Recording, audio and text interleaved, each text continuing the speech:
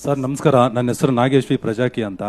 So ಆರೋಗ್ಯದ ಬಗ್ಗೆ ಇಷ್ಟೆಲ್ಲ ಹೇಳಿದ್ರಿ, ಬಟ್ ರಿಯಾಲಿಟಿಯಲ್ಲಿ ಸರ್ ನೋಡಿ, ನಾವೊಂದು ಪ್ರೈವೇಟ್ ಆಸ್ಪತ್ರೆಗೆ ಹೋದ್ರೆ ಅರ್ಧ ದಿವಸದಲ್ಲಿ ಸ್ಕ್ಯಾನಿಂಗ್ ಮಾಡಿ ಏನು ಪ್ರಾಬ್ಲಮ್ ಅಂತ ಕ್ಲಿಯರ್ ಮಾಡ್ತಾರೆ. ಆಮೇಲೆ ಇನ್ನೊಂದು ಅರ್ಧ ದಿವಸದಲ್ಲಿ ಆಪರೇಷನ್ಗೆ ರೆಡಿ ಮಾಡ್ಕೋತಾರೆ. ಇನ್ನೊಂದು ದಿವಸ ಟ್ರೀಟ್ಮೆಂಟ್ ಮಾಡಿ 3ನೇ ದಿವಸಕ್ಕೆ ಡಿಸ್ಚಾರ್ಜ್ ಮಾಡ್ತಾರೆ ಸರ್. ಬಿಲ್ ಎಷ್ಟು ಕೊಡ್ತೀರಿ? ಆದ್ರೆ ಬಿಲ್ ಎಷ್ಟು? ಅಲ್ಲಲ್ಲ ಕೇಳಿ, ಅದೇನೆ. ಆದ್ರೆ ಅಲ್ಲಿ ಅವರು ಇನ್ವೆಸ್ಟ್ ಮಾಡಿರೋದು 100 ಕೋಟಿನೋ 200 ಕೋಟಿನೋ ಅಷ್ಟೇ. ಆದ್ರೆ ನಮ್ಮ ಸರ್ಕಾರದಲ್ಲಿ ಸಾವಿರಾರು ಕೋಟಿ ಪ್ರತಿ ವರ್ಷ ಬಜೆಟ್ ಅಲ್ಲಿ ಬರ್ತಾನೆ ಇರ್ತದೆ. ಆದ್ರೆ ಸರ್ ಇವಾಗ್ಲೂ ಗೌರ್ಮೆಂಟ್ ಹಾಸ್ಪಿಟಲ್ ಒಂದು ಆಪರೇಷನ್ ಮಾಡಿಸ್ಬೇಕು ಅಂತಂದ್ರೆ ಅಡ್ಮಿಟ್ ಆಗೋಕ್ಕೆ 1 ತಿಂಗಳಾಗತ್ತೆ. ಒಂದು ಸ್ಕ್ಯಾನಿಂಗ್ ಮಾಡಿಸ್ಬೇಕು ಅಂತಂದ್ರೆ 15 ದಿವಸ ಆಗುತ್ತೆ. ಒಬ್ರು ಅವರು ಆಪರೇಷನ್ ಮಾಡಿ ಈಚೆ ಕಡೆಗೆ ಬರಬೇಕು ಅಂದ್ರೆ ಸರ್ ಹತ್ತತ್ರ 6 ತಿಂಗಳಾಗತ್ತೆ ಸರ್. ಅಕಸ್ಮಾತ್ ಅವ್ನು ಬದುಕಿದ್ರೆ, ಇಲ್ಲ ಅಂದ್ರೆ ಅವ್ನು ಸತ್ತೋಗ್ಬಿಡ್ಬೇಕು. ಯಾಕೆಂದ್ರೆ ನಿಮ್ಮಾನ್ಸಲ್ಲೂ ನಾನು ನೋಡಿದ್ದೀನಿ, ಲಾಸ್ಟ್ ಟೈಮ್ ಸೋಷಿಯಲ್ ಮೀಡಿಯಾದಲ್ಲೂ ನಾನು ಕಣ್ಣಾರೇನು ಹೋಗಿ ನೋಡಿದೆ.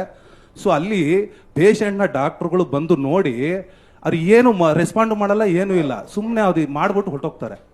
ಈ ತರ ಪರಿಸ್ಥಿತಿ ಇದೆ ನೋಡಿ. ನೀವು ಹೇಳ್ತಾ ಇರೋದ್ರಲ್ಲಿ ಭಾಳ ಒಂದು ಎಕ್ಸ್ಟ್ರೀಮ್ಗೆ ಹೋಗಿ ಹೇಳ್ತಾ ಇದ್ದೀರಾ.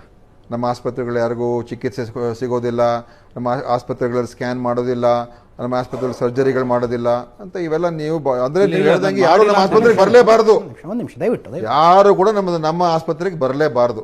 ನಿಮ್ಮ ಲೆಕ್ಕಾಚಾರದಲ್ಲಿ ಎಲ್ಲರೂ ಕೂಡ ಖಾಸಗಿಗೆ ಹೋಗ್ಬೇಕು. ಆ ಥರ ಇಲ್ಲ ಪರಿಸ್ಥಿತಿ. ಸಮಸ್ಯೆಗಳಿದೆ. ಅಲ್ಲ, ನನ್ನ ಪ್ರಶ್ನೆ ಒಂದು ನಿಮಿಷ ಕೇಳಿ. ಸಮಸ್ಯೆಗಳಿದೆ.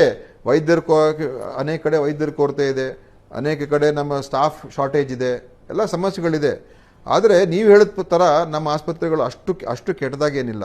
ಮತ್ತು ನೀವು ಹೇಳಿದ ಥರ ಖಾಸಗಿ ಆಸ್ಪತ್ರೆಗಳು ಅಷ್ಟು ಏನು ಅಲ್ಲಿ ಹೋಗಿದ ತಕ್ಷಣ ಎಲ್ಲ ಚೆನ್ನಾಗಿ ನೋಡ್ಕೊಂಡ್ಬಿಡ್ತಾರೆ ಅಂತ ಏನಿಲ್ಲ.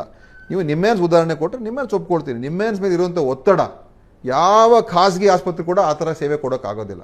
ಎಷ್ಟು ಜನ ಬರ್ತಾರೆ ಅಲ್ಲಿ, ಇಡೀ ರಾಜ್ಯದ ಜನ ಬರ್ತಾರೆ. ಆ ಒತ್ತಡ ಎಷ್ಟಿದೆ ಗೊತ್ತಾ ಅವ್ರಿಗೆ? ಪಾಪ ಡಾಕ್ಟರ್ಗಳಿಗೆ 24 ಗಂಟೆ ಕೆಲಸ ಮಾಡಬೇಕು ಅವರು, ಒಂದು ಬೆಡ್ ಸಿಕ್ಕೋದಕ್ಕೆ. ಯಾಕಂದರೆ ಅಷ್ಟು ಜನ ಅಲ್ಲಿಗೆ ಬರ್ತಾರೆ. ಸೊ ನೀವು ಕೂತ್ಕೊಂಡು ಸುಲಭವಾಗಿ ನೀವು ಹೇಳ್ಬಿಡ್ತೀರಾ, ಏನ್ರಿ ಮಾಡ್ತಾ ಇದ್ದಾರೆ ಅಂತ.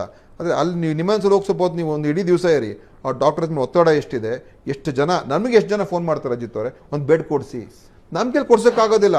ಯಾಕಂದರೆ ಒಂದು ಬೆಡ್ ಖಾಲಿ ಆದರೆ ತಾನೇ ಇನ್ನು ಒಬ್ಬರೇ ನಾಲ್ಕು ಹಾಕೋದಕ್ಕೆ ಆಗುವಂಥದ್ದು. ಸೊ ನಾವನ್ನ ಅಷ್ಟು ಕಂಡೆಮ್ ಮಾಡಬಾರ್ದು.